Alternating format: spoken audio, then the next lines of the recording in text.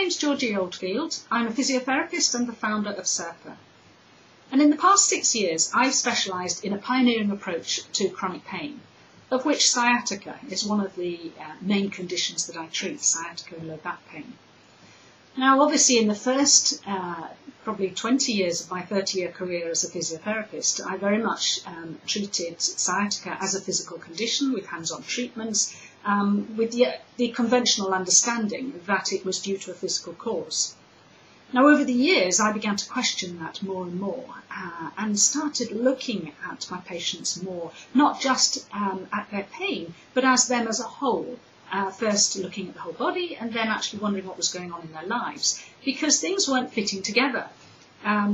Patients would come with severe sciatica that they'd been told was actually caused by a specific degeneration in their spine, maybe a slipped disc, some sort of wear and tear, arthritis.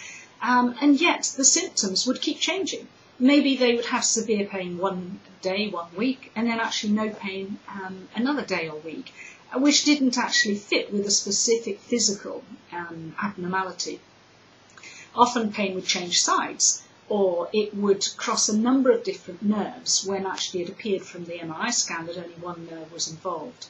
So all this began to cause me to question, as well as looking at the type of patients I had, and some of them were hugely overweight, some of them were normal weight, some of them had great core stability, some didn't, some had horrendous postures, some had good. So it didn't seem to matter what their structure or posture was, or what sort of mechanical thing was going on in their spine, as to whether they had pain. So it began to make me think that there must be something underlying this, and that actually all we're doing is treating the symptoms.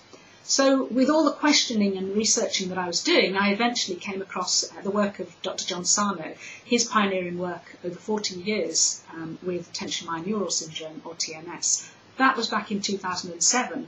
The SERPA approach is based on those foundations and has developed over the last 6 years, and looking at how we can help people with sciatica and other chronic pain conditions to recover.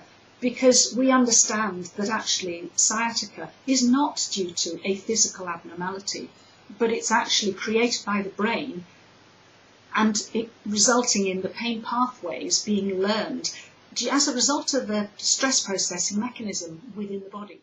So in other words, it's like an adapted fight and flight response. It's a protective reaction. And these days we don't have many life-threatening situations, but we have an awful lot of psychological stresses, the pace of life and what we go through in our lives, also how we interpret that, how we perceive that. So the SERPA approach looks at all these, helps people look and recognise the underlying links and triggers for their pain, and how they can then not only resolve their pain, but live life with less resistance as they move forward. So the online SERPA recovery program that is available is a self-directed and simple approach to help people progress on their road to recovery. Now, for some people that might be all they need. For others, they might need more help and guidance from a SERPA practitioner to help them recognise the links and triggers and to help them progress on their journey to recovery. So if you have any questions about this, then do get in touch. And meanwhile, go on to the SERPA website. Have a look at some of the stories of people who have recovered. For example, Marie, whose story's on there, who's on YouTube as well, and her story of recovery from what she still has, which is a massive prolapsed disc. And she was in agony when she came to me. 3 years later, she's pain-free. She's fitter than she's been in many, many years. So please go and take a look and just start to consider whether this approach might be right for you.